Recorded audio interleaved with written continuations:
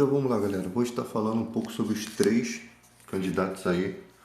Primeiro eu vou falar do meu candidato, que é o Ciro Gomes.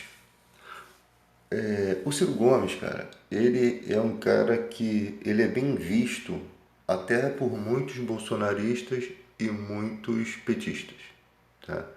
Por conta de sua inteligência, sua eloquência. Eu acho que muita gente não vota no Ciro Gomes, pelo que eu tenho conversado, porque eles acham assim, o Ciro não tem uma expressividade política. Ele é como se fosse o Enéas. O Enéas não tinha expressividade política.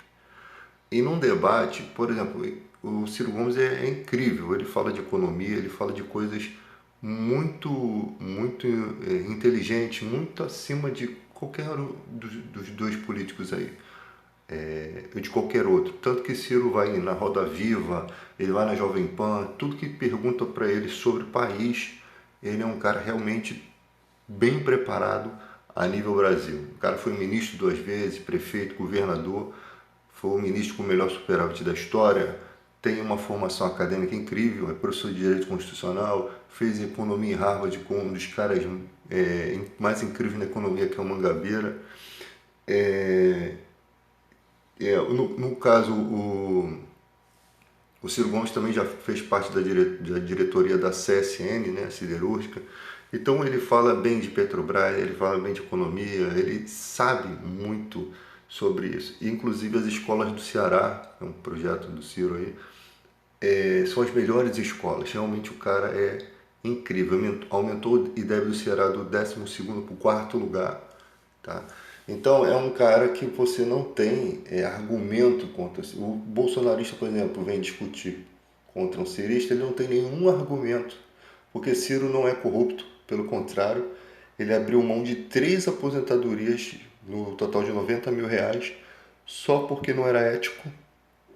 Então, o controverso disso, você tem o Bolsonaro que ele não foi capaz de abrir mão nem do auxílio moradia, sendo que ele nem tinha direito. Quando foi argumentado a respeito disso, ele falou que usava o auxílio moradia para suas orgias, né? É lógico que ele falou num tom de brincadeira, mas ele desacata uma repórter mulher de forma grotesca, ignorante. A pergunta era uma pergunta que tinha alguma relevância, tá? Não era uma pergunta que... O Bolsonaro tem essa coisa, ele foge das coisas, tá? Ele não encara. Ele tipo assim, ele acha que não se deve, você tem que perguntar a ele o que ele quer responder. Ele é um cara totalmente nesse sentido. O Bolsonaro não foi um bom militar, você tem muitos relatos de que ele, como militar, ele não foi um exemplo de militar, tá? De deputado federal ele também não foi um exemplo. É um cara que tem uma certa postura que algumas pessoas gostam, por quê? Porque o cara tem uma política armamentista. Eu falo com muita gente que vota no Bolsonaro que diz que vota nele só por conta dessa política armamentista. Você tem um monte de empresários que vão atrás de Bolsonaro. Por quê? Porque ele tem uma outra política, a questão da retirada de direitos trabalhistas. Essa pauta sempre vai ser do interesse dos empresários, sempre vai ser. Então, você tem um candidato que eu gostaria, sim, eu gostaria, de todo o coração, que o Bolsonaro fosse um mito de verdade. De todo o meu coração eu falo isso, para me poder defender ele. Eu queria que conseguir defender o Bolsonaro, mas eu não consigo. O negacionismo dele na pandemia me deixa irritado. A postura dele como defensor da moral e dos bons costumes, usando versículos bíblicos, me deixa irritado. O apoio de elites da religião que nunca foram bem visto aqui no Brasil, porque são charlatões da fé, me deixa irritado. O apoio do ex-presidente Collor de Mello me deixa irritado. O apoio de Guilherme de Pádua, toda essa galera, me deixa irritado. Tá? A afronta que ele faz à justiça me deixa irritado. Então, a justiça também tem ultrapassado certos limites. O juiz Alexandre de Moraes ultrapassa limites da justiça. Se você pegar um jurista e ver as aberrações, né, do que o Alexandre de Moraes faz, são incríveis. O que me dá a entender que esse cara pode estar fazendo algo em benefício para dar munição ao Bolsonaro. Às vezes a gente pensa que o cara é inimigo e os caras estão no mesmo objetivo. Isso me deixa irritado. Então, eu de todo o coração, eu gostaria que o Bolsonaro realmente fosse um mito, tá? Eu não consigo defender. As pessoas falam assim, não, que o PIB está lá em cima, que o Paulo Guedes é incrível, tá? Show! Pode ser que o PIB esteja lá em cima, pode ser que realmente o cara tenha feito coisas, apesar daquela ultrapassou o limite, né, do teto que não é recomendado pelas pessoas, né, que entendem dessa área, se alcança um PIB alto. Mas quando você olha o reflexo disso na pessoa pobre, no ser humano, você não vê. Você vê o mercado, o empresário do mercado vendendo pelanca a um preço absurdo, ossos a um preço absurdo, pessoas pegando lixo, pessoas passando necessidade, tá? E no final, quando chega pertinho da eleição, a economia começa a dar uma melhorada, porque isso é uma estratégia política. O Bolsonaro fala, não, eu não consigo mudar o preço da Petrobras, você acha que eu posso? Aí depois de todo o rodeio foi lá, conseguiu mudar, conseguiu melhorar, sabe? São coisas assim que atrasa para que empresários continuem lucrando. É muito difícil, gente. O que acontece no Brasil é que você não precisa roubar com dinheiro na cueca. Você faz políticas que beneficiem os empresários e esses empresários com certeza vão financiar o seu partido e esse dinheiro chega na tua conta, como os 200 mil da JBS chegou na conta do Bolsonaro e que foi pro partido, depois ele mandou para o partido devolveu a ele. É assim que funciona. Aquilo ali é uma caixinha direcionada. E isso é uma das maiores catástrofes do país, porque todos os partidos têm essa situação. Tá? Então, por exemplo, a reforma trabalhista de Temer, em uma só garfada, ele tirou o feriado da escala 12 por 36. Pessoas que trabalham nessa escala perderam o feriado. Pessoas que trabalham as 44 horas semanais iguais, só porque o contrato de trabalho dela, que não foi ela que escolheu, foi o patrão, é de uma escala de 12 por 36 horas.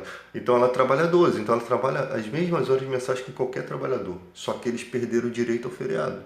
Então isso é injusto, porque se não fosse injusto, aquelas pessoas não receberiam o feriado. Nunca teriam recebido, os sindicatos não conseguiriam negociar isso. Então, numa só garfada, com o argumento de gerar emprego, que não gerou, né, eles tiraram esse feriado. Ou seja, quem fica alegre com essa história são os empresários. Então, essa pauta do discurso do Bolsonaro voltado ao armamentismo chama muita atenção das pessoas. Por quê? Porque você vê a violência em todo canto, né? Só que você tem muitas questões que atrapalhariam o armamentismo. Uma, imagina torcidas organizadas armadas, né? Torcidas que brigam entre si. Tem que ter 3 torcidas do mesmo time que se acabam. A situação é difícil porque você está com um armamento que custa entre de 6 a 10 mil reais. Você está lá, você está com volume na cintura. Vem 3 candangos no carro, vai te roubar e possivelmente pode te detonar só porque você apresenta um risco. Então, para tomar aquela tua peça e poder ganhar dinheiro, eles vão vir em bonde, que também vão ter armas, e vai conseguir tirar isso de você. Então, você vai ser um alvo por conta de uma ferramenta que custa dinheiro. Ou pensa que vai ser diferente. Então, você vai ter questões vingativas, você vê principalmente questões políticas no Brasil que as pessoas não sabem resolver. Com esse tipo de situação de armamento, ficaria um duelo. Seria muito complicado você falar de política, porque você sabe que uma pessoa pode fazer uma maldade a você porque ela tem um armamento. E você não sabe o que dá na cabeça daquela pessoa. Junta 3 ou 4, vamos acabar com esse cara, vamos acabar com esse petista, vamos acabar, sabe? Isso daí é um discurso de uma coisa que pode acontecer. Tá? Uma guerra civil pode acontecer e o país ficar dividido igual um certo país aí entre católicos e evangélicos são divididos o país. Então a gente não sabe, o brasileiro ainda não tem essa condição não tem essa estrutura emocional para lidar com esse tipo de coisa. Vamos falar da questão Lula. O Lula teve seus erros mesmo, tá? Alguns petistas não gostam de assumir que o PT estava envolvido em situações, mas não só o PT, o PP do Bolsonaro também estava, o MDB, o PMDB, o PSDB, o PSL do Bolsonaro, e também é um partido que não vale muito, tá? Então você tem ali outros partidos que também estavam envolvidos naquela questão da Lava Jato lá. Mas vamos falar da questão PT. Por quê? Porque o PT é um partido de elite, né? Você vê, se por um lado o PDT, as pessoas não votam nele e ele não tem expressividade, o PT é um partido muito expressivo, né? Ele é tipo o outro lado da moeda. Você tem uma moeda de dois lados, a direita e a esquerda. Então, com certeza, os ataques vão ser direcionados a quem é seu adversário poderoso. E nisso fica descartado o Ciro, Simone e Tebet. Por quê? Porque esses adversários podem até contribuir para essa disputa, porque você divide uma esquerda, sabe? Você tem uma direita concentrada e você tem uma esquerda dividida.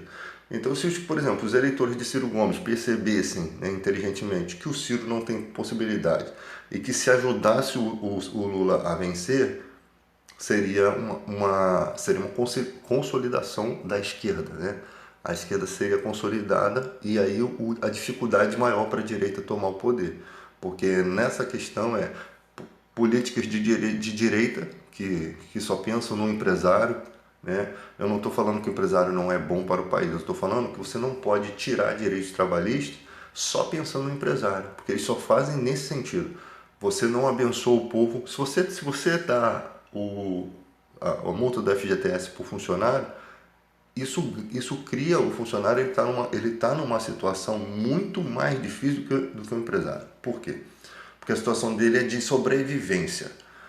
Um patrão negociar com o empresário não tem como, porque o empresário vai ver o lado dele e o funcionário vai ver o lado dele. Então você chega na empresa, olha o serviço hoje, trabalho hoje é trabalhar de segunda a sábado para ganhar R$ 1.300. Uma pessoa que trabalha de segunda a sábado, ela só dorme 4 vezes por mês em casa bem, que ela não acorda cedo. É um dia que ela pode descansar, né? Fica difícil, a pessoa não tem convivência familiar, a pessoa não cuida dos filhos, não tem como cuidar dos filhos, né? Não tem, às vezes às vezes o horário dela no trabalho até ultrapassa isso e ela não ganha hora extra. Às vezes mudam o feriado dela, a folga dela de domingo para outro dia e a pessoa perde o domingo e não ganha nada por isso. Simplesmente o patrão, ele pode articular um funcionário. O funcionário tem carteira assinada de um posto. Aí ele destaca o funcionário para outro lugar, entendeu? Para outro posto, para fazer uma função que às vezes nem é a dele. Tipo assim, o funcionário não tem uma proteção, porque se você faz um contrato de trabalho, eu trabalho no bairro tal. Por que eu fui lá? Tem duas coisas. Eu aceitei o trabalho porque eu preciso, certo? E as pessoas falam assim, a pessoa poderia não aceitar o trabalho. Cara, quando você entra num trabalho, você precisa, você necessita para sobreviver. Mas o que não pode acontecer é as suas tarefas serem desrespeitadas. Se você for chamado para ser porteiro, você vai fazer funções de porteiro, não de segurança, não de motorista. Acontece tanto desvio de função nos empregos que ali poderia, vocês não entendem, que se não houver uma cobrança dos seus sindicatos, é menos emprego gerado. Porque se o porteiro está fazendo trabalho de manobrista, é menos um manobrista. Em cada plantão, um manobrista de dia, um manobrista de noite, sabe? Se o segurança está fazendo um trabalho de um porteiro, é menos um funcionário. Então, o segurança não ganha nada mais por isso, ou seja, você explora um trabalhador em todos os aspectos, não dá nada para ele, economiza no bolso e ainda gera o desemprego, por conta da falta de fiscalização dos sindicatos. Então, se você tivesse sindicatos fortes que protegessem o trabalhador, você teria mais emprego, entende? Você chega num lugar onde precisam de 4 bombeiros civis, só tem um. Vocês acham que não é bom se cobrar isso? Se é necessário os 4, é porque é necessário para a segurança e integridade daquelas pessoas que estão ali. Aí quando acontece uma catástrofe, aí as pessoas veem a importância de ter o funcionário adequado ali, naquele lugar. Então, eu sei muito bem que eu estou falando que não é uma coisa errada, o modo de eu pensar. Então, na questão do Lula, as pessoas falam não, que o Lula sabia dos processos do PT. O Lula, cara, ele é um cara que deve ter sido apadrinhado pelos políticos. Porque ele, como sindicalista metalúrgico, ele não tinha poder para chegar à presidência. Ele poderia ser um deputado e tal, mas abraçaram o discurso dele, a esquerda, pessoas de esquerda abraçaram o discurso dele e viram Esse cara tem poder para falar, ele tem uma maneira de falar com o pobre. Ele tem um talento para falar, porque existem pessoas que têm esse dom de comunicar, porque vive aquilo e consegue comunicar. Tem gente que nem vive e consegue comunicar bem as coisas. E o brasileiro, cara, difícil ele entender esse discurso, porque você vê muitos caras inteligentíssimos, caras que têm uma formação, mas são caras que são hipócritas. Eles são inteligentes, mas eles fazem tudo de errado na vida, mas depois posam como cidadãos de bem, posam como religiosos. É assim que é o Brasil. E aí depois surge uma catástrofe na vida do cara, o cara faz uma coisa gravíssima e as pessoas, nós estamos contigo, hein? Ó, nós estamos defendem o cara com unhas e dentes. Eu sei que ninguém, tipo assim, se você gosta de uma pessoa, que a pessoa cai, você não quer o mal daquela pessoa, isso é natural.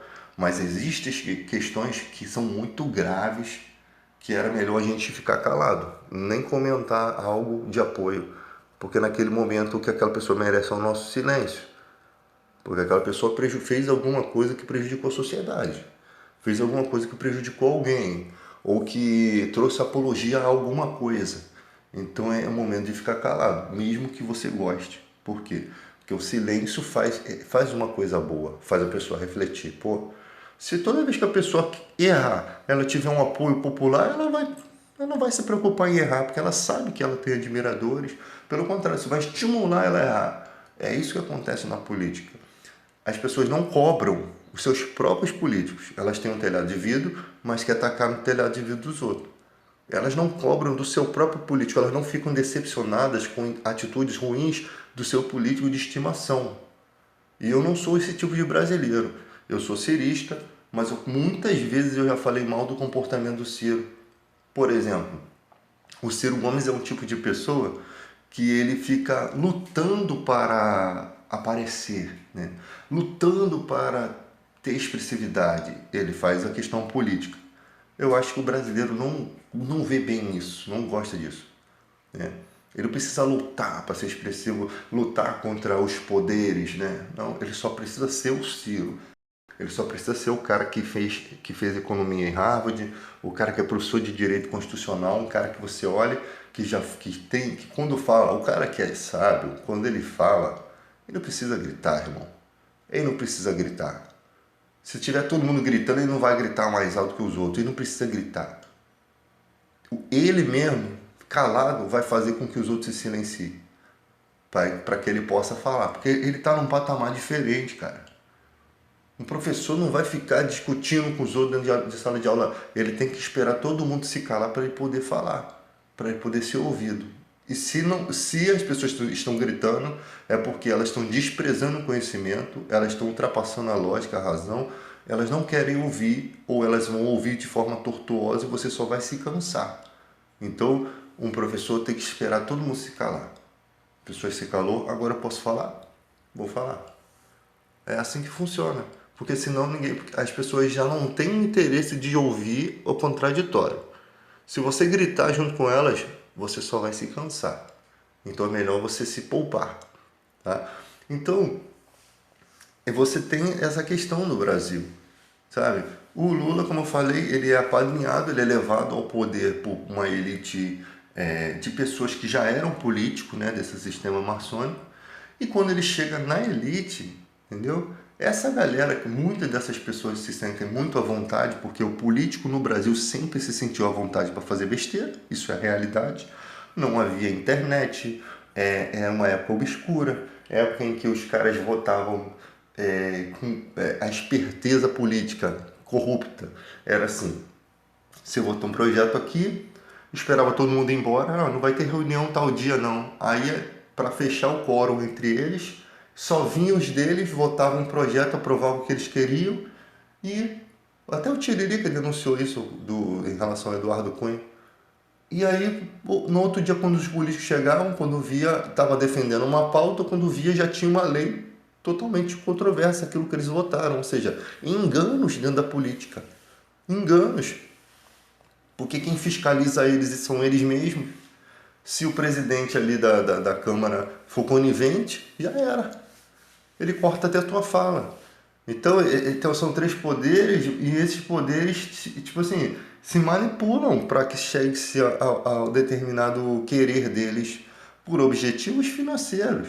Porque você tem um apadrinhamento de muitas empresas, muitos empresários que estão ali, ó, atentando, querendo que aquele projeto saia do papel para que elas possam avançar e ter lucro, explorar cada vez mais a Amazônia, o Brasil, sabe? Que poderia ser milionário em crédito de carbono e que já poderíamos estar desenvolvendo na Amazônia uma energia sustentável, vários tipos de coisas, né? A exploração sustentável, né? Que é aquela exploração que não danifica.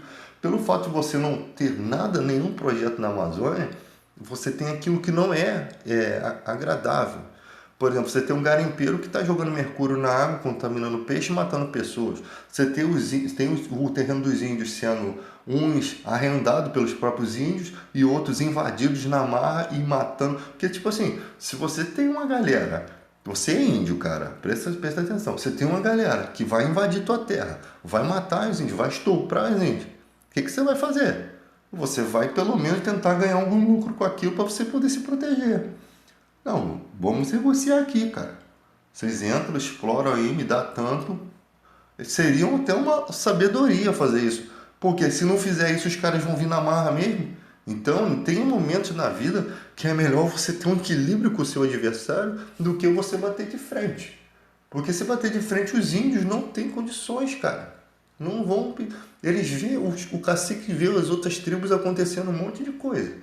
Como é que é?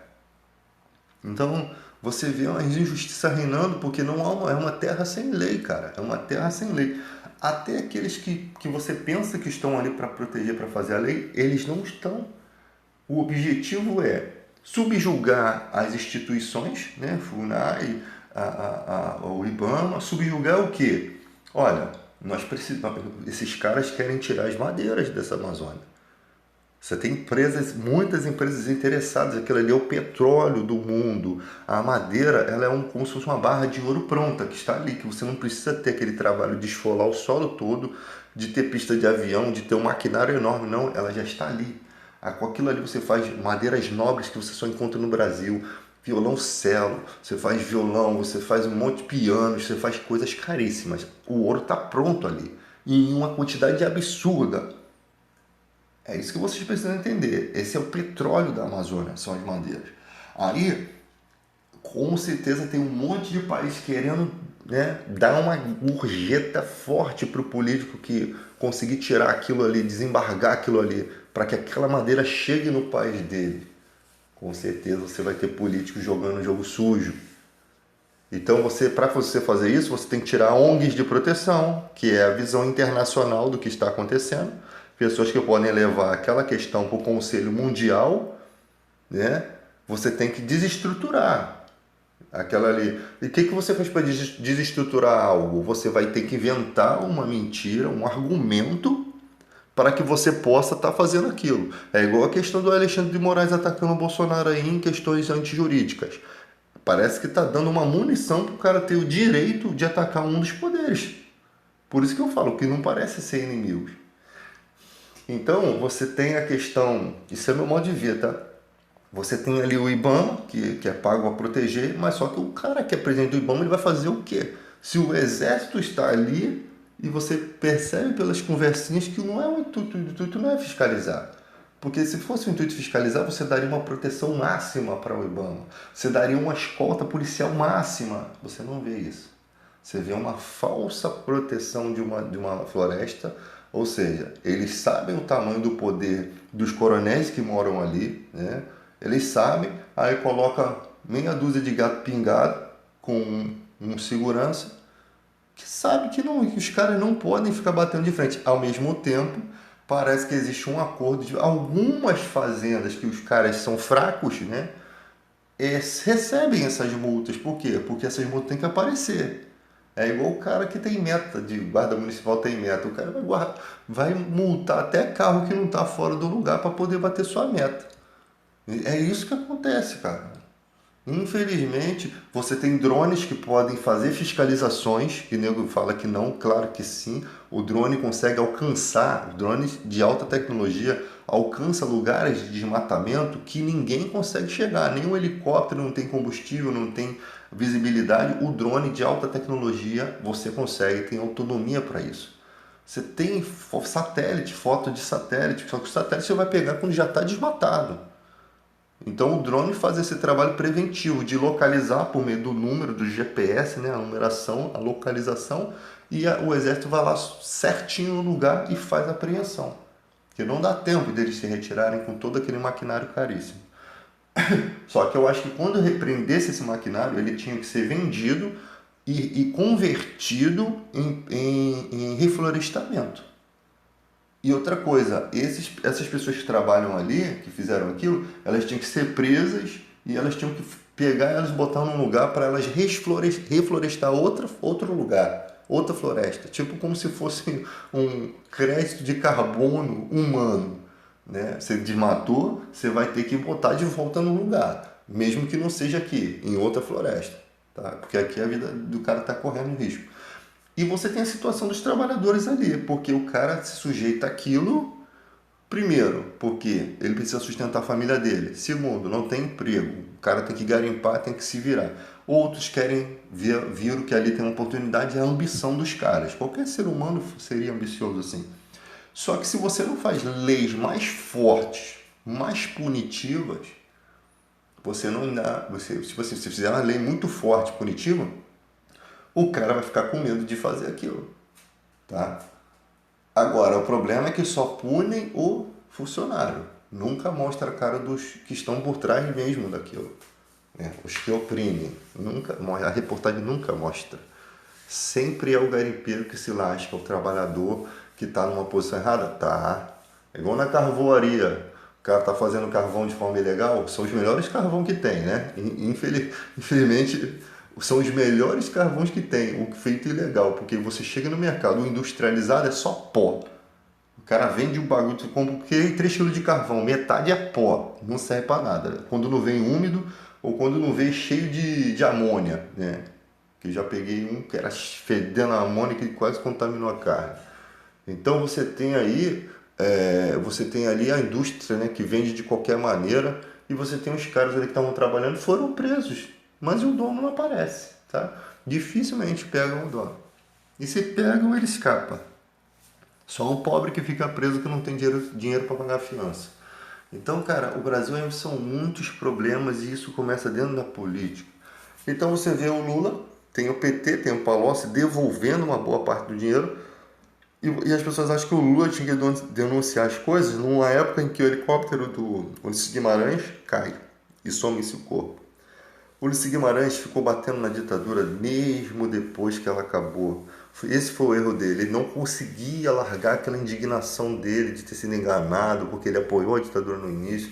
Ele não conseguia e acabaram detonando ele. O ruim é que você fica tão machucado com essas injustiças e às vezes a sensação de que você tinha que ter tido uma postura diferente mexe com um cara muito inteligente e depois ele não consegue parar. E aí ele perde, com o tempo ele acha que não vão fazer nada com ele, ou ele não se porta com o que façam, ele perde essa sensibilidade de que ele não tem proteção. Né? Você tem aí, o exército tem muita...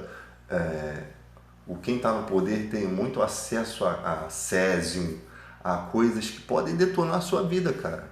Simplesmente o cara bota uma pedrinha de césio na tua casa que não sabe, o cara daqui a pouco está com câncer. Ele não sabe de onde surgiu aquele câncer. Não, provocaram a questão. Então tem coisas que acontecem, helicóptero que cai pegando fogo, como o do Ricardo Boechat, que a gente não sabe como, entende? Tem coisas que acontecem, o cara ser o maior adversário do Bolsonaro. Tem o Celso Amorim, também no mesmo ano parte, sendo que era um dos maiores adversários. Um cara que tinha uma opinião forte, que realmente o que ele falava, muita gente nas redes sociais, sabe? A gente não sabe o que está acontecendo. A realidade é essa, a gente não sabe o que por trás dessas coisas tem acontecido. O Eduardo Campos, o Teoriza Vasquez, são coisas estranhas. E aí quando tá tudo bem não acontece nada. Tudo bem que quando acaba a polícia não tem um uma detonação nesse nível, né? É muito esquisito. Então o PT, ele tem aquela questão, teve a liberdade, os caras fizeram muita besteira. Junto com o MDB, PMDB, que não, você não pode olhar só o PT e dizer foi o PT, não.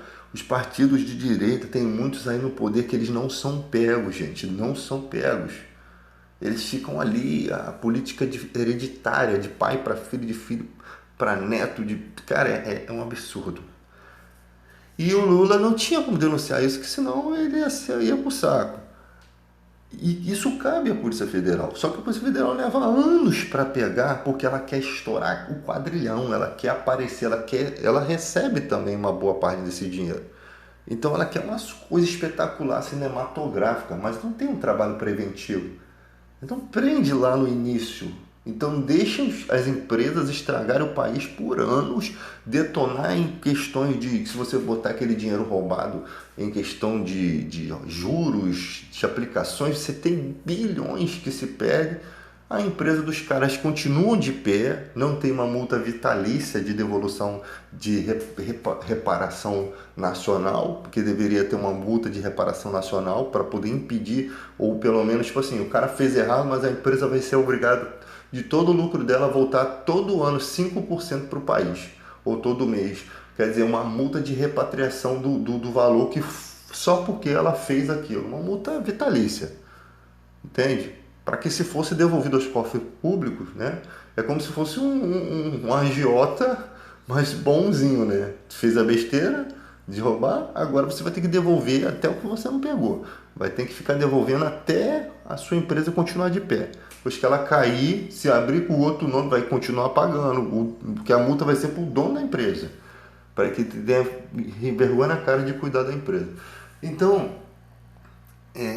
você vê uma Polícia Federal que demora anos para se fazer uma situação dessa. E isso atrapalha, porque não tem trabalho preventivo. Quer dizer, como que eles fizeram tudo isso à vontade? Será que a Polícia Federal não tem a capacidade de investigar? Sabe? Qual é o problema desse país? Não há interesse? Tipo assim, eu vou prender um cara que roubou uma galinha, como se fosse isso. Não, eu não quero prender o cara que roubou uma galinha, que isso não dá ibope. Eu quero prender o cara que assaltou o mercado. É isso que eles fazem. O trabalho preventivo não é feito. Não é feito. Por outro lado, você tem uma guerra no país. Eu queria ver se nas favelas morassem juízes, desembargadores, pessoas brancas, aquelas pessoas delicadas que comem caviar. Eu queria ver se o tráfico tivesse nesse tipo de bairro, de gente branca, Zona Sul, Leblon, se ia haver tiroteio todo dia, se ia haver troca de tiro, 300, 700 tiros por minuto de armas de fogo, 3 horas de tiroteio. Você imagina o juiz não sabe onde enfiou a toga, o juiz correndo, a juíza não sabe onde está o martelinho dela do judiciário, sabe? Ia ser um absurdo, cara. Tu acha que isso ia acontecer? Não. Mas quando é o pobre, que não tem estudo, que para o mundo, como a Bíblia fala, né, que Deus escolheu as coisas que não são para envergonhar as que são, que para o mundo essas pessoas não são nada, para essas pessoas, né, da elite, eles não são nada, só são pobres, pode fazer essa troca de tiro toda ali. E não acaba nunca isso, as coisas não se modificam, né, nunca se modificam. Que se quisesse acabar mesmo, cercava o lugar e não deixava nenhum viciado subir. Você tem um monte de gente trabalhadora dentro de uma comunidade. Primeiro, que uma política de armamentismo, imagina todas as pessoas subindo o morro armado. As pessoas acham assim, não, que o tráfico vai ficar com medo. Será? Vocês vão estar bem muito melhor armados que vocês, porque eles têm dinheiro para comprar as coisas e tem como vir de outro país. Aí vai andar todo mundo com a arma na cintura. Vai pro bar, né? O cara da limpeza fazendo a limpeza com uma Magno 44 aqui. Vai ser engraçado. Toda hora aquilo vai cair no chão, né? Acidentes domésticos vão se multiplicar. Pessoas despreparadas para ter arma. Nego que é doido vai fazer besteira, sabe? Pessoas que sofreram algum tipo de bullying vai tomar uma iniciativa. Cara, vai ser um caos isso aqui. Vai ser o caos. Vai ser o caos. Sabe? É complicado. Só a gente vendo mesmo para poder saber como é que vai ser isso. Eu não gostaria de pagar para ver, não. Tá?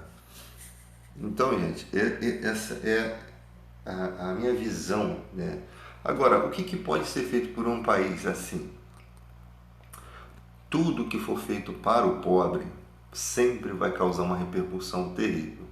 Sempre, para você fazer alguma coisa pelo pobre, se você não tiver telhado de vidro, eles vão acabar com a sua vida.